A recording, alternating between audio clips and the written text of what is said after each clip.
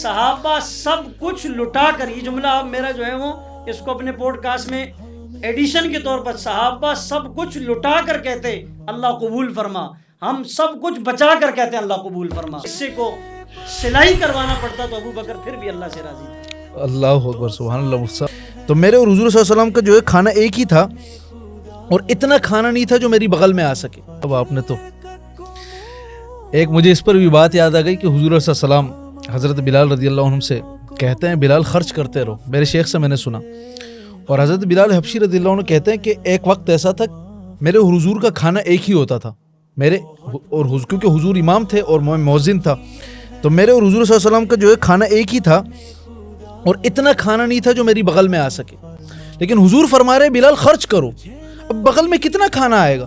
مطلب انہوں نے ایک مثال دی کہ اتنا کھانا نہیں تھا جو میری بغل میں آ سکے. 2 نوالے ہوں گے، 1 نوالا ہوگا. اور پھر یہاں ایک آخری مثال، صحابہ سب کچھ لٹا کر، یہ جملہ آپ میرا جو ہے وہ اس کو اپنے پوڈ کاسٹ میں ایڈیشن کے طور پر، صحابہ سب کچھ لٹا کر کہتے اللہ قبول فرما، ہم سب کچھ بچا کر کہتے ہیں اللہ قبول فرما. وہ لٹا کر کہتے، بیوی بچے گھر جان مال سب کچھ لٹایا. آسمان سے اللہ نے جبرائیل بھیجا، کہا جاؤ حضور سے پوچھو یہ جو صدیق آپ کی مجلس میں بیٹھا ہوا ہے کیا یہ اللہ سے راضی ہے؟ اتنے میں حضور نے کہا جبرائیل آپ سے پوچھتے ہیں کہ صدیق اللہ سے راضی ہے؟ تو صدیق اکبر نے کہا یا رسول اللہ یہ تو بدن کے کپڑے ہیں، اگر جسم بھی بیچنا پڑتا اور یہ سطر کے حصے کو سلائی کروانا پڑتا تو ابو بکر پھر بھی اللہ سے راضی تھا. اللہ اکبر، سبحان اللہ مفتی صاحب. آپ نے تو ایک مجھے اس پر بھی بات یاد آ گئی کہ حضور صلی اللہ علیہ وسلم حضرت بلال رضی اللہ عنہ سے کہتے ہیں بلال خرچ کرتے رہو. میرے شیخ سے میں نے سنا. اور حضرت بلال حبشی رضی اللہ عنہ کہتے ہیں کہ ایک وقت ایسا تھا میرے حضور کا کھانا ایک ہی ہوتا تھا میرے اور کیونکہ حضور امام تھے اور میں مؤذن تھا، تو میرے اور حضور صلی اللہ علیہ وسلم کا جو ہے کھانا ایک ہی تھا، اور اتنا کھانا نہیں تھا جو میری بغل میں آ سکے. لیکن حضور فرما رہے بلال خرچ کرو. اب بغل میں کتنا کھانا آئے گا؟ مطلب انہوں نے ایک مثال دی کہ اتنا کھانا نہیں تھا جو میری بغل میں آ سکے. 2 نوالے ہوں گے، 1 نوالا ہوگا. لیکن حضور فرما رہے بلال خرچ کرو اور پیچھے کی پرواہ نہ کرو، اللہ تعالیٰ اور عطا کرے گا. حضرت عثمان غنی رضی اللہ تعالیٰ عنہ کے پاس آپ نے ایک سائل کو بھیجا، تو جب وہ دروازے پر پہنچا تو حضرت عثمان غنی رضی اللہ تعالیٰ عنہ اپنی بیوی سے محو گفتگو تھا. تو اس نے جب سنا کہ اندر سے تو تکرار کی آواز آ رہی ہے، یہاں تو اپنا مسئلہ پھنسا ہوا ہے، سانو اتھو کی لبنا، تو اس نے بہرحال پھر بھی ہمت کر کے نا دروازہ بجایا. آپ باہر دیکھ لیں. پوچھا کیا ہوا؟ کہا مجھے حضور نے بھیجا ہے کہ آپ اپنا مسئلہ حضرت عثمان کے پاس لے جاؤ. تو کہتے ہیں میں نے اپنا مسئلہ پیش کیا تو وہ گئے، اندر سے ایک تھیلا درہم اور دنانیر کا بھرا اور وہ لا کر میرے حوالے کیا. میں نے جب وہ لیا تو حیران ہو کر حیرت بھری نگاہوں سے حضرت عثمان کی طرف دیکھا اور پوچھا حضرت ناراض نہ ہو تو ایک بات پوچھوں؟ کہا جی پوچھیں. کہا ابھی آپ بیوی سے تکرار کر رہے تھے، میں نے سنا کہ دیے میں تیل زیادہ کیوں کیا؟ دیے میں کوئی کلو تیل نہیں آتا جی، 1 چمچ تیل نہیں آتا، تھوڑا سا تیل آتا ہے، اور آپ اس سے کہہ رہے تھے یہ زیادہ کیوں کیا؟ اور ابھی آپ نے مجھے یہ سب کچھ دیا. تو کہنے لگے او اللہ کے بندے، او سادے انسان، وہ جو بیوی کے ساتھ محو گفتگو تھا نا، وہ میرا اور بیوی کا مسئلہ تھا، وہ ضائع ہوا ہے.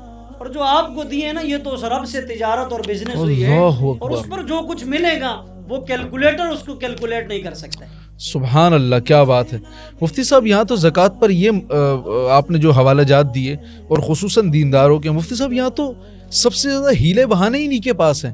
جب سال ہونے کو آتا ہے بیوی کو مالک بنا دیتے ہیں، کہتے ہیں کہ یہ آپ کے حوالے ہو گیا اور مجھ پر سال ہی نہیں ہوا. جب سال ہونے کو آتے تو شوہر کو مالک بنا دیتے ہیں. مفتی صاحب یہ والا ہیلا جائز ہے؟ ہیلے کی حد تک تو جائز ہے، لیکن ان کا ضمیر کیسے مطمئن ہو جائے؟ نہیں تو مفتی صاحب یہ ہیلا اگر جائز ہے تو پھر زکوٰۃ دینے والا کون ہوگا؟ پھر سب لینے والے ہیں نا، دینے والے ہی کوئی نہیں ہے نا، سب لینے والے. ٹھیک ہے مفتی صاحب، صحیح ہے. ایک وقت وہ تھا، بکر موتی میں حضرت لکھتے کہ ایک وقت وہ تھا لوگ زکوٰۃ کے پیسے لے کر گھومتے تھے، لینے والا کوئی نہیں ہوتا تھا. اللہ اور اکبر. ایک عجیب فلسفہ میں آپ کو بتاؤں، جی، شیخ زکریا رحمہ اللہ ایک عجیب بات لکھتے ہیں. کہتے ہیں کہ ہمارے ہاں، اب میں آپ سے گویا کہ اس میں ایک سوال بھی کرتا ہوں، جو آدمی پوری زکوٰۃ دیتا ہے آپ کے نزدیک یہ آدمی سخی ہے یا بخیل ہے؟ سخی ہے. کیسے سخی ہے؟ سخی ہے نا، پوری زکوٰۃ دے رہا ہے. ہاں یہی بات تو ہمیں سمجھ میں نہیں آئی. ہمارے نزدیک سخی اس لیے کہ اس نے جمع کیا ہوا ہے نا. اگر یہ خرچ کرتا کرتا کرتا تو اس پر زکوٰۃ ہی فرض نہیں ہوتی.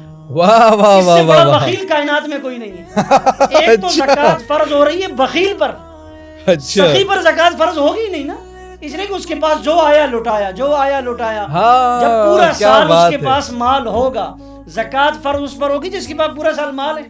کیا جس کے بات پاس ہے. ہے ہی نہیں.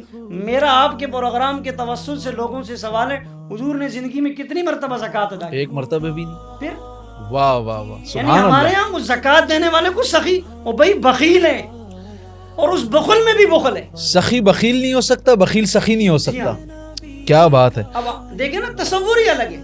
زکوٰۃ اسی پر فرض ہے جس نے مال بچایا ہوا ہے, جس کے پاس نہیں ہے. بخاری کی حدیث ہے, حضرت بلال رضی اللہ تعالیٰ عنہ نے حضور علیہ السلام سے سنا کہ جو آپ کے پاس ہے وہ خرچ کرو. حضرت بلال نے جو آتا خرچ کرتے, جو آتا خرچ کرتے. اب وہ جنون اس حد تک تھا کہ ایک دکاندار سے آپ نے سیٹنگ کی کہ یار آپ مجھے قرض دیا کرو اور میں لوگوں کو دیا کروں گا. اللہ قرض لے اکبر. لے کر لوگوں کو دے. ایک دن اس نے کہا بلال بھائی کھاتا بہت لمبا ہو گیا تھا پتشتی, اچھا تمہارا کھاتا آپ کا ہو گیا, یہ چیک بھی کرو بھائی دینا بھی ہے یا نہیں. اللہ کیا اکبر. ہوا, حضرت بلال رضی اللہ عنہ نے حضور سے آ کر کہا یا رسول اللہ آپ نے کہا تھا کہ آپ خرچ کرو, میں تو قرض لے لے کر خرچ کرتا رہا. اب وہ یہودی مجھے کہتا ہے کہ اگر آپ نے یہ نہ دیے نا تو پھر میں آپ کو دوبارہ وہ مکے والا پرانا نقشہ آپ کو یاد ہے, میں ایسا کرتا ہوں کہیں چھپ امیہ جاتا بن ہوں. خلف. تو حضرت بلال نے کہا یا رسول اللہ میرا دل چاہتا ہے میں کہیں چھپ جاؤں, جب کوئی انتظام ہو جائے گا پھر اس کو. آپ نے فرمایا اچھا. حضرت بلال کہتے ہیں کہ میں جب صبح نماز کے لیے آیا فجر کے لیے تو دیکھا مسجد کے باہر اونٹ کھڑے ہوئے ہیں, مال غنیمت آیا. وہ جب تقسیم ہو تو آپ نے فرمایا بلال یہ لے لو اور اس سے لے جا کر قرض ادا کرو. آپ نے وہ لیا اور لے جا کر اس دکاندار کو دیا, اور پھر اس میں سے بھی کچھ بچ گیا. تو آپ نے پوچھا بلال مال کام پورا ہوا کہ نہیں؟ حضرت بلال نے کہا قرضہ اس کا ادا. کہا جو بچ گیا اس کا کیا کیا؟ کہا وہ بھی میں نے اللہ کی راہ پہ صدقہ. اللہ اکبر. اور اللہ پھر یہاں ایک اکبر. آخری مثال, رمضان میں زکوٰۃ اس لیے دیتے ہیں تاکہ ثواب زیادہ ملے, چاہے وہ پہلے ہی فرض ہو چکی ہو, سال پہلے ہی گزر چکا ہو.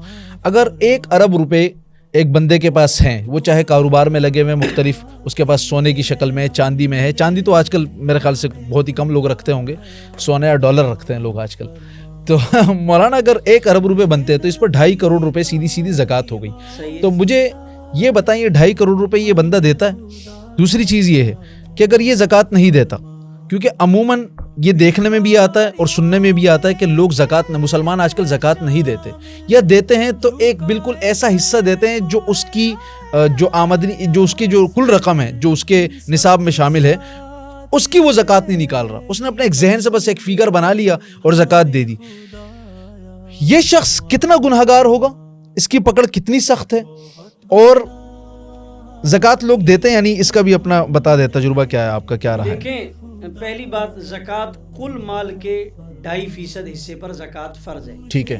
ایسا مال جو سال کی ابتدا میں اس کے پاس ہو اور سال کے آخر تک وہ مال موجود ہو, جی. اس مال پر سال گزر چکا ہو تو اس پر زکوٰۃ دینا اس پر فرض ہو گئی. لازم اور ضروری اور فرض ہے. ٹھیک ہے. نمبر 3, 2.5% زکوٰۃ دینا, یہ پوری یعنی کہ اس کے 100% میں سے 2.5% یہ ادا کرے گا تو فرض ادا ہوگا. 4 رکعت عشاء کی فرض ہیں, 2 پڑھنے والا فرض پڑھنے والا شمار نہیں ہوگا. ٹھیک ہے. 3 پڑھنے والا فرض پڑھنے والا شمار نہیں ہوگا. ٹھیک ہے. 4 جو پڑھے گا وہی فرض پڑھنے والا شمار ہوگا.